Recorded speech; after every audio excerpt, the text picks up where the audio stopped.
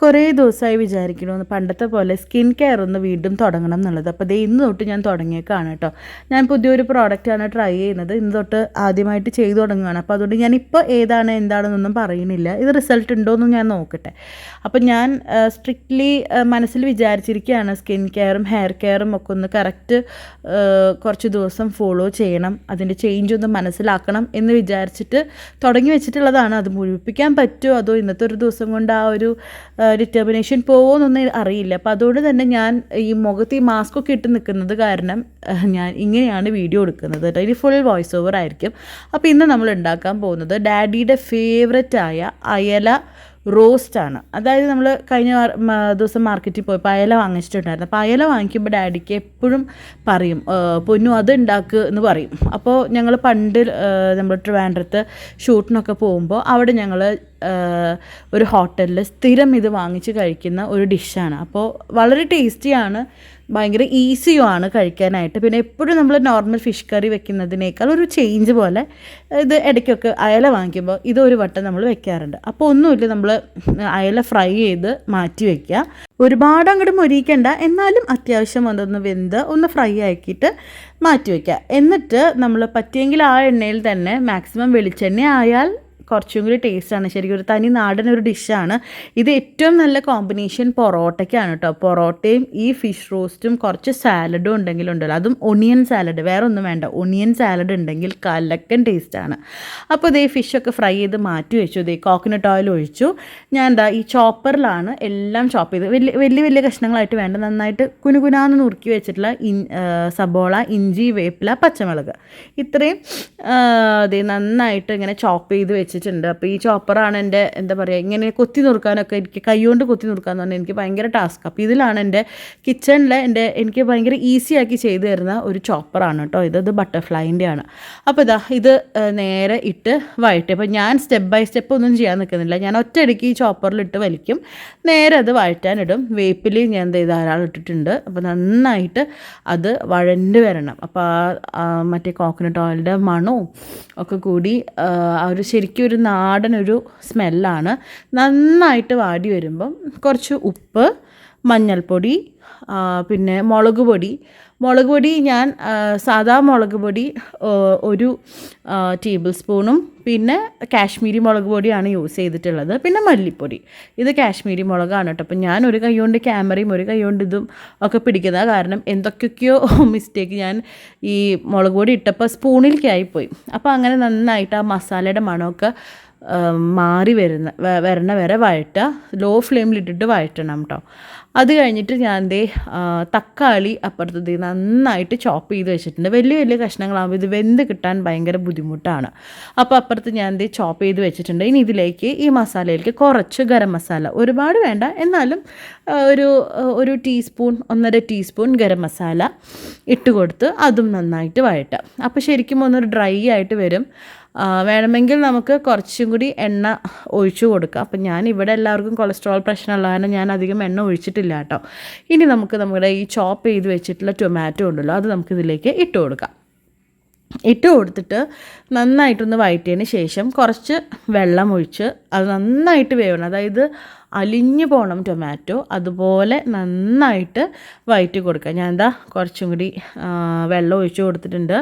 എരിവ് ഉപ്പൊക്കെ ഈ സമയത്ത് അഡ്ജസ്റ്റ് ചെയ്യുന്നത് നല്ലതായിരിക്കും. അപ്പോൾ അപ്പുറത്ത് ഞാൻ ഗ്രീൻ പീസ് വേവിച്ചിട്ടുണ്ട്. നമ്മുടെ ഫ്രോസൺ ഗ്രീൻ പീസാണ് കേട്ടോ. കുറച്ച് അത് നന്നായിട്ട് വഴണ്ടി എണ്ണയൊക്കെ തെളിഞ്ഞ് വരുമ്പോൾ ആ വെള്ളം അടക്കമാണ് ഞാൻ ഇതിലേക്ക് ഒഴിച്ചത്. കാരണം ഇതിലെന്തായാലും കുറച്ചും കൂടി ഒന്ന് വെള്ളമായിട്ട് കുറുകി വരേണ്ട ആവശ്യമുണ്ട്. അപ്പം ഞാൻ ഗ്രീൻ പീസും ഇതിലേക്ക് ചേർത്ത് നന്നായിട്ടത് കുറുകി വരുന്ന ഒരു പരുവത്തിൽ വറ്റിച്ചെടുത്തു. ശരിക്കും ഇത് തന്നെ നല്ലൊരു കറിയായിട്ട് കൂട്ടാട്ടോ. ചപ്പാത്തിക്കൊക്കെ ബെസ്റ്റാണ്, ചപ്പാത്തി പൊറോട്ടയ്ക്കൊക്കെ ബെസ്റ്റാണ്. അപ്പോൾ അത് നന്നായിട്ട് എണ്ണയൊക്കെ തെളിഞ്ഞ് നല്ലൊരു പരുവത്തിൽ വന്നിട്ടുണ്ട്. ഉപ്പും മുളകൊക്കെ ഞാൻ നോക്കി നന്നായിട്ട് പെർഫെക്റ്റ് ആയിട്ട് വന്നിട്ടുണ്ട്. ഇനി അതിലേക്ക് നല്ല കട്ടി കട്ടിയുള്ള തേങ്ങാപ്പാൽ, ഒന്നാം പാൽ മാത്രമേ ഉള്ളൂ, വളരെ കുറച്ചുള്ളൂ, എനിക്ക് തോന്നുന്നു ഒരു 1/4 കപ്പ് കഷ്ടി അത്രയേ ഉള്ളൂ. നല്ല കട്ടി തേങ്ങാപ്പാലാണ് ഒഴിച്ചിട്ടുള്ളത്. നമുക്ക് ഒരുപാട് ചാറൊന്നും ഉണ്ടാവില്ല, ഒരു റോസ്റ്റ് പരുവത്തിലാണ് നമ്മളിത് വറ്റിച്ച് എടുക്കേണ്ടത്. അപ്പോൾ തമ്പാൽ മാത്രം മതി, വളരെ കുറച്ച് വെള്ളം ഒഴിച്ചിട്ട് അതുമിട്ട് നന്നായിട്ട് ഒന്ന് തിളപ്പിച്ചെടുക്കുക. അതിലേക്ക് നമ്മൾ വറുത്ത് വെച്ചിട്ടുള്ള ഈ അയില ഉണ്ടല്ലോ, അയില നന്നായിട്ടൊന്ന് ഡിപ്പ് ചെയ്ത് കൊടുക്കുക. ശരിക്കും ഇതൊന്ന് പരന്ന പാത്രത്തിൽ കുക്ക് ചെയ്താൽ കുറച്ചും കൂടി നല്ലതാണ്. അപ്പോൾ അയിലക്കൊക്കെ ഒന്ന് വിസ്തരിച്ച് കിടക്കാനുള്ളൊരു സ്പേസ് ഉണ്ടാവും. ഇത് കുറച്ച് കുഴിയൻ പാത്രമാണ്. നേരത്തെ ഉച്ചത്തെ കറികൾ വെച്ചതൊക്കെ അങ്ങനെ തന്നെ ഫ്രൈ പാനിൽ ഇരിക്കുകയായിരുന്നു. അപ്പോൾ അതുകൊണ്ട് ഇനി അത് പകർത്തി വെക്കേണ്ട മടിക്ക് ഞാൻ തൽക്കാലം ഈ പാത്രം എടുത്തതാണ്. ഇതിന് നല്ലത് കുറച്ച് ഇങ്ങനെ വട്ടത്തിലുള്ള പാത്രമാണ് കേട്ടോ, കുഴിയനേക്കാളും അതാണ് നല്ലത്. ശരിക്കും ഈ മീനങ്ങ് ഈ ചാറിൽ സോക്കാവണം, അതാണ് പരുവം. എന്നിട്ട് ഒരു കുറച്ച് നേരം ഒരു സൈഡ് ഈ ഒരു ചാറിലിട്ട് തിളച്ചതിന് ശേഷം തിരിച്ചിട്ട് കൊടുക്കുക. ശരിക്കും ആ പരന്ന പാത്രത്തിലാണെങ്കിൽ തിരിച്ചിട്ട് കൊടുക്കേണ്ടി വരില്ല, കാരണം അതിൻ്റെ മുകളിൽ ഈ ചാറ് വന്ന് നിന്നോളും. ഇത് നമുക്ക് കുഴിയനായ കാരണം ഒന്ന് തിരിച്ചിട്ട് കൊടുക്കുക. അപ്പോൾ രണ്ട് സൈഡും ആ വറുത്ത മീൻ കുറച്ച് ഈ ചാറും ഈ തേങ്ങാപ്പാലും ഈ മസാലയൊക്കെ കൂടി ആ മീനൊന്ന് സോഫ്റ്റ് ആവും. മീനിലുള്ള ഫ്ലേവറൊക്കെ ഈ ചാറിലേക്ക് ഇറങ്ങുകയും ചെയ്യും. ഇതൊക്കെ ലോ ഫ്ലെയിമിലിട്ടിട്ട് വേണം ചെയ്യാൻ. വളരെ സ്ലോ ആയിട്ട് ഒരു ധൃതിയും ഇല്ലാണ്ട് നമുക്ക് കുക്ക് ചെയ്തെടുക്കാം. പെട്ടെന്ന് ഇത് റെഡി ആവുകയും ചെയ്യും. ഒരു ഹാർഡ്ലി ഒരു 10-15 മിനിറ്റ് മതി. ഇതൊക്കെ നന്നാക്കി വെച്ചതുണ്ടെങ്കിൽ അത്രയും മതി. മല്ലിയില ഇടാം, കുറച്ച് പച്ചവെളിച്ചെണ്ണ ഒഴിക്കുക, വേണമെങ്കിൽ വേപ്പിലയും ഇട്ട് നമുക്കിത് സെർവ് ചെയ്യാം. ഇത് ഏറ്റവും ബെസ്റ്റ് പൊറോട്ടയുടെ കൂടിയാണ്. ഞങ്ങൾ പക്ഷേ ഇന്ന് ചോറിൻ്റെ കൂടെയാണ് കഴിച്ചത്. അങ്ങനെ ദേ കുലിയൊക്കെ കഴിഞ്ഞു. ഇന്ന് എന്താണെന്നറിയില്ല, ഇന്നൊരു പ്രത്യേകിച്ചൊരു റീസണൊന്നും ഉണ്ടായിരുന്നില്ല. പക്ഷെ ഒരുപാട് ലേറ്റായി. ഞങ്ങൾ ഡിന്നറൊക്കെ കഴിഞ്ഞ് എല്ലാവരും പിരിഞ്ഞു പോയി. കുളിക്കാറായപ്പോൾ എന്തൊരു സമയം 12 മണിയായിട്ടോ കുളിയൊക്കെ കഴിഞ്ഞ് വരുമ്പോഴത്തേക്കും. അപ്പോൾ നാളെ തൊട്ട് സ്ട്രിക്റ്റ്ലി പറഞ്ഞിരിക്കുകയാണ്, 9 മണിക്ക് ബ്രേക്ക്ഫാസ്റ്റ് എല്ലാവരും കഴിച്ചോളണം. 2 മണിക്കുള്ളിൽ ലഞ്ച് തീർക്കണം, 9 മണിക്കുള്ളിൽ ഡിന്നർ തീർക്കണം എന്നുള്ളത്. അത് എത്രത്തോളം അത് പ്രാക്ടിക്കലാവും എന്നുള്ള കാര്യം അറിയില്ല. ഇതിപ്പോൾ ചേട്ടൻ വരുന്നതനുസരിച്ച് ചിലപ്പോൾ വൈകും, അല്ലെങ്കിൽ ബിസിനസ്സിൻ്റെ കാര്യത്തിന് ഡാഡി മമ്മി ഇരിക്കുമ്പോൾ ചിലപ്പോൾ അതുകൊണ്ട് ലേറ്റ് ആവും. ചിലപ്പോൾ പിള്ളേർ ഉറങ്ങാണ്ട് അവരുടെ കുറുമ്പും കാര്യങ്ങളൊക്കെ ആയിട്ട് നിൽക്കുമ്പോൾ അവർ കാരണം ചിലപ്പോൾ ലേറ്റ് ആവും, എന്താണെന്നറിയില്ല. അപ്പോൾ എന്തെങ്കിലും ഒരു റീസണെ കൊണ്ട് ലേറ്റായി പോകാറുണ്ട്. പക്ഷേ ഇന്ന് പതിവിലും എല്ലാം ഭയങ്കര ഡിലേ ആയി. അപ്പോൾ അതനുസരിച്ച് നാളെ എണീക്കുമ്പോഴും ലേറ്റ് ആവും. അപ്പോൾ നാളെ തൊട്ട് പറഞ്ഞിരിക്കുകയാണ്, എന്തായാലും ഇനി കറക്റ്റ് റുട്ടീനിൽ വരണം എന്നുള്ളത് നിർബന്ധമായിട്ട് പറഞ്ഞിരിക്കുകയാണ് മമ്മിയും ഡാഡിയും. അപ്പോൾ അങ്ങനെ അപ്പോൾ ഇന്ന് സത്യം പറഞ്ഞാൽ വീഡിയോ എടുക്കണോ വേണ്ടയോ എന്നൊക്കെ ഒരു ഡൗട്ടായിരുന്നു. ഈ പറഞ്ഞ പോലെ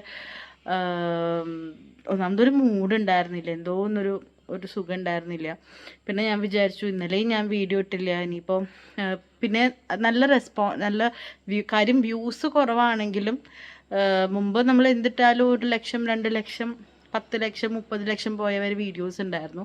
പക്ഷെ അന്ന് കിട്ടാത്ത എന്താ പറയുക, അന്നത്തേക്കാളും എനിക്ക് ഇന്നിപ്പോൾ ഒരു ചെറിയൊരു വ്യൂ ആണെങ്കിൽ പോലും കുറേ പേര് ഡയറക്റ്റ് കോണ്ടാക്ട് ചെയ്ത് വീഡിയോസിൻ്റെ റിവ്യൂ ഒക്കെ പറയുന്ന കേൾക്കുമ്പോൾ അത് എന്തോ ഒരു ചെറിയൊരു സന്തോഷമാണ്. അന്നില്ലാത്ത എന്തോ ഒരു ചെറിയൊരു കാര്യം. അന്നൊക്കെ ഭയങ്കര എക്സ്ട്രീംലി എന്താ പറയുക, കുറേ നല്ല വ്യൂസ് ഉണ്ടായുള്ള സമയം ഉണ്ടായിരുന്നു. പക്ഷെ അന്നൊന്നും നമുക്കങ്ങനെ ഒരു കണക്ഷൻ വ്യൂവേഴ്സായിട്ടൊരു കോണ്ടാക്റ്റോ കമ്മ്യൂണിക്കേഷനോ ഒന്നും ഉണ്ടായിരുന്നില്ല. നമ്മൾ കമൻസ് ത്രൂ അറിയുന്നു എന്നുള്ളതല്ലാണ്ട് നമുക്ക് ഡയറക്റ്റ് നമ്മളെ മെസ്സേജ് ചെയ്യുക അങ്ങനത്തെ ഒരു ഓപ്ഷൻസ് അന്ന് ഉണ്ടായിരുന്നില്ല. പക്ഷെ ഇന്ന് ഇപ്പോൾ കുറേ പേര് പുഡിങ് ഉണ്ടാക്കിയിട്ട്, ഞാൻ പറഞ്ഞു ഒത്തിരി പേരെങ്കിൽ ഒരുപാട് പേര് പുഡിങ് ഉണ്ടാക്കിയിട്ട് അതിൻ്റെ റിവ്യൂ പറഞ്ഞിട്ടുണ്ടായിരുന്നു. പിന്നെ കഴിഞ്ഞ ദിവസം ഉണ്ടാക്കിയ ലാസ്റ്റ് ഉണ്ടാക്കിയ അത് കുറേ പേരുണ്ടാക്കിയിട്ട് പറഞ്ഞിട്ടുണ്ടായിരുന്നു. അപ്പോൾ അങ്ങനെയൊക്കെ കേൾക്കുമ്പോൾ ഭയങ്കര ഇഷ്ടമാണ്. പിന്നെ ഓരോരുത്തർ ഇതിൻ്റെ റെസിപ്പി പറഞ്ഞുതരുമോ എന്നൊക്കെ പറഞ്ഞിട്ട് മെസ്സേജ് ചെയ്യുമ്പോൾ എനിക്ക് എന്തോ ഒരു കണക്ഷൻ തോന്നുന്നുണ്ട്. അപ്പോൾ അതുകൊണ്ട് ഞാൻ വിചാരിച്ചു ഇനിയിപ്പോൾ ആ ഒരു കണക്ഷൻ വിടണ്ട. പിന്നെ കുറച്ച് പേരെങ്കിലും ഒരു 10 പേരെങ്കിലും നമ്മുടെ വീഡിയോയ്ക്കായിട്ട് വെയിറ്റ് ചെയ്യുന്നുണ്ട്. അപ്പോൾ ഇന്ന് വീഡിയോ ഇല്ലാണ്ടായപ്പോൾ ഒരുപാട് പേര് മെസ്സേജ് ചെയ്ത് ചോദിച്ചു എന്തേന്ന് വീഡിയോ ഇടാതിരുന്നത്, എന്തെങ്കിലും വയ്യായി ഉണ്ടായിരുന്നു, മമ്മി ഒട്ടുണ്ടായിരുന്നില്ലല്ലോ. അപ്പോൾ ഇങ്ങനെ അങ്ങനെയും കുറേ പേര് ചോദിച്ചപ്പോൾ വിചാരിച്ചു ഓക്കെ നമ്മളെയും കാത്തിരിക്കുക, അല്ലെങ്കിൽ നമ്മുടെ വീഡിയോ അല്ലെങ്കിൽ നമ്മളുടെ എന്തെങ്കിലും ഒരു പ്രസൻസ് വേണ്ടി കാത്തിരിക്കുന്ന കുറച്ച് പേരെങ്കിലും ഉണ്ട്. അപ്പോൾ അവരെ ഡിസപ്പോയിൻറ്റഡ് ആക്കണ്ടെന്ന് വിചാരിച്ചിട്ടാണ് ഒരു തട്ടിക്കൂട്ട് വീഡിയോ എടുത്തത്. അപ്പം അങ്ങനെ കേട്ടോ. അപ്പം ഇനിയിപ്പോൾ ഞങ്ങൾ കിടക്കാൻ പോട്ടെ. ഇനി മറ്റേ മുമ്പത്തെ വീഡിയോ എടുത്ത് വെച്ചതിൻ്റെ വോയിസ് ഓവറൊക്കെ കൊടുക്കണം. ഇനിയിപ്പോൾ നാളെ പാച്ചോണ്ടുള്ള കാര്യങ്ങൾ അവനെ സ്കൂളിൽ വിടണം, ബാക്കി ബ്രേക്ക്ഫാസ്റ്റ് പരിപാടികൾ കാര്യങ്ങൾ. അപ്പോൾ നാളെ ചൊവ്വാഴ്ചയാണ്. അപ്പോൾ കുറച്ച് ദിവസമായിട്ട് അന്തോണീസ് പുണ്യാളുടെ നൊവേന മറ്റേ നൊയമ്പ് എടുക്കണ്ടായിരുന്നില്ല. അപ്പോൾ നാളെ തൊട്ട് വീണ്ടും അത് റീസ്റ്റാർട്ട് ചെയ്യാം എന്ന് വിചാരിച്ചിരിക്കുകയാണ്. അപ്പോൾ നാളെ വെജിറ്റേറിയൻ ആവാം, പിന്നെ നൊവേനയ്ക്ക് പോകണം, അതിൻ്റേതായ കുറച്ച് കാര്യങ്ങൾ ഫോളോ ചെയ്യണം എന്ന് വിചാരിച്ചിട്ടുണ്ട്. പിന്നെ കുറേ പേര് ചോദിക്കാനുണ്ട് കേട്ടോ, സൺഡേ മാസിന് പോണത് എന്താ കാണിക്കാത്തത്, കുടുംബ പ്രാർത്ഥന എന്താ കാണിക്കാത്തതെന്നൊക്കെ പറഞ്ഞിട്ട്. അത് അങ്ങനെ ഷൂട്ട് ചെയ്ത് കാണിക്കേണ്ട ഒരു കാര്യമായിട്ട് എന്തോ എനിക്ക് പേഴ്സണലി എനിക്ക് ഫീൽ ചെയ്തില്ല. അതുകൊണ്ടാണത് കാണിക്കാത്തത്. അല്ലാണ്ട് ഇവിടെ പള്ളിയും പട്ടമൊന്നും ഇല്ലാണ്ട് നടക്കുന്നവരല്ല ആരും. അപ്പോൾ അതാണ് കാര്യമായിട്ട് കുറേ പേര് ഞാൻ ചോദിക്കണുണ്ട്, സൺഡേ മാസിന് പോയില്ലേ എന്താണെന്നൊക്കെ ഉള്ളത്. ഇവിടെ ഞങ്ങളെല്ലാവരും ഈവനിങ് ആണ് പോവുക, രാവിലെ എനിക്ക് പോലും നടക്കില്ല. അപ്പോൾ അതൊക്കെയാണ്. പിന്നെ അത് നമ്മൾ ഷൂട്ട് ചെയ്ത് മാസിൻ്റെ ഇടയിൽ ഷൂട്ട് ചെയ്ത് ഞങ്ങൾ മാസിന് പോയി എന്ന് കാണിക്കേണ്ട കാര്യമില്ലല്ലോ എന്ന് വിചാരിച്ചിട്ടാണ്. പിന്നെ ഞങ്ങൾ പോവുക പല പള്ളിയിലേക്കാണ്. ഇപ്പം നമ്മുടെ ഇടവകയിൽ പോകാറുണ്ട്, പിന്നെ ചില ദിവസം നെല്ലൂന്ന് പള്ളിയിൽ അമ്മാമ്മയുടെ പള്ളിയിൽ പോകാറുണ്ട്, ചില ദിവസം നമ്മുടെ ഹിൽ ഗാർഡൻസ് പള്ളിയിൽ പോകാറുണ്ട്, ചില ദിവസം നമ്മുടെ ലാറ്റിൻ ചർച്ചിൽ പോകാറുണ്ട്. അപ്പം മാറി മാറി സൗകര്യം പോലെ സമയം പോലെ ഒക്കെയാണ് പോവാറ്. അപ്പം അങ്ങനെ. അപ്പോൾ ഇനി നാളെയും വീഡിയോ എടുക്കണം എന്ന് തന്നെയാണ് പ്ലാൻ. ഏതെടുക്കണം എന്നൊന്നും വിചാരിച്ചിട്ടില്ല. പക്ഷേ എന്തെങ്കിലുമൊക്കെ എടുത്ത് നിങ്ങളുടെ മുന്നിലേക്ക് വരാം. അപ്പോൾ എന്തായാലും നെക്സ്റ്റ് വീഡിയോയിൽ കാണാം. അതുവരേക്കും എല്ലാവർക്കും ബൈ.